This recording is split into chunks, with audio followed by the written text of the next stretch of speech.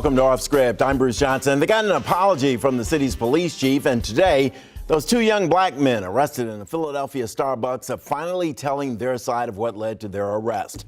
Cell phone video went viral of police officers arresting Rashawn Nelson and Dante Robinson. Happened a week ago in Philadelphia. Patrons of the coffee shop can be heard on tape coming to their defense. Now, for the first time, the men are telling their side of what happened inside a Starbucks after the manager denied them access to the bathroom because they hadn't purchased anything.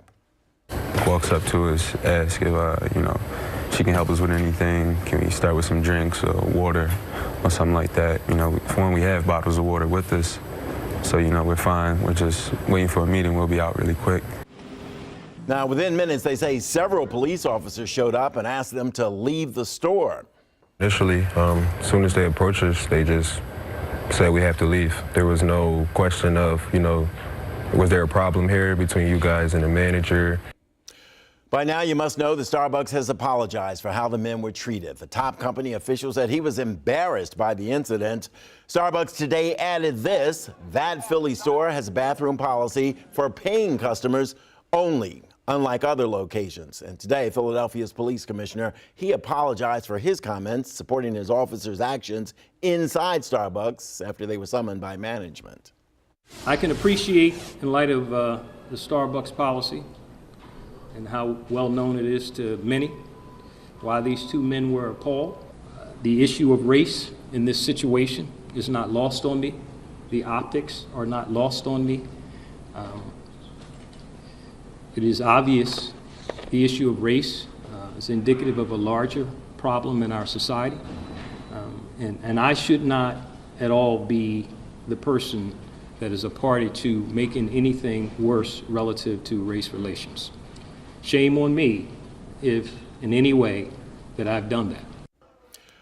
Now, the two men are in mediation talks with Starbucks and believe there are teachable moments from this experience. Starbucks plans to close some 8,000 stores on May 29th for a company-wide racial bias training. Joining us right now, Washington psychologist and consultant Dr. Nicole Cutts. What do you make of all this?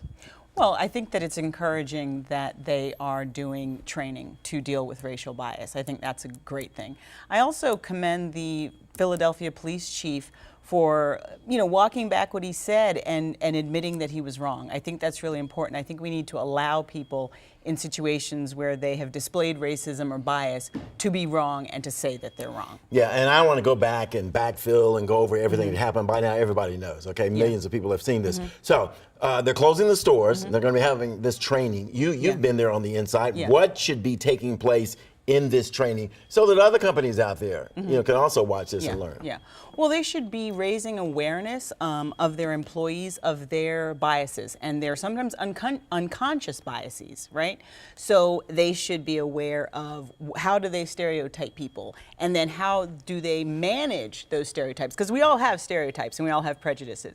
They should be focusing on helping the employees to become more culturally competent, which means three components: awareness, knowledge, and skills. So being aware of where their biases are, having knowledge of how other people from different cultures feel, perceive, and then the skills part is, then how do you handle something that's a situation where you might feel uncomfortable or different?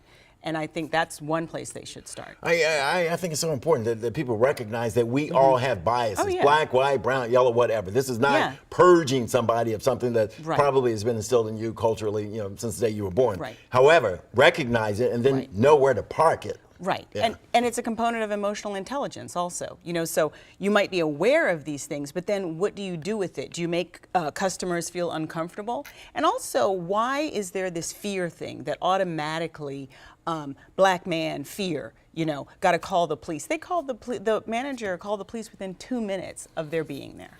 You said she could have said, you can't use the restroom because you haven't bought anything. But to call police and have them arrested for trespassing, that's what took it. And if the policy is you can't use the restroom if you haven't purchased something, that's one thing.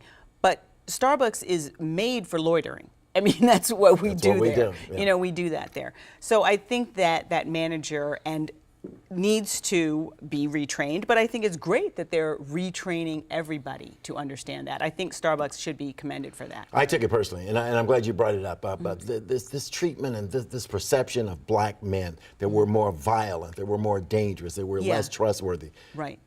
How do you deal with that?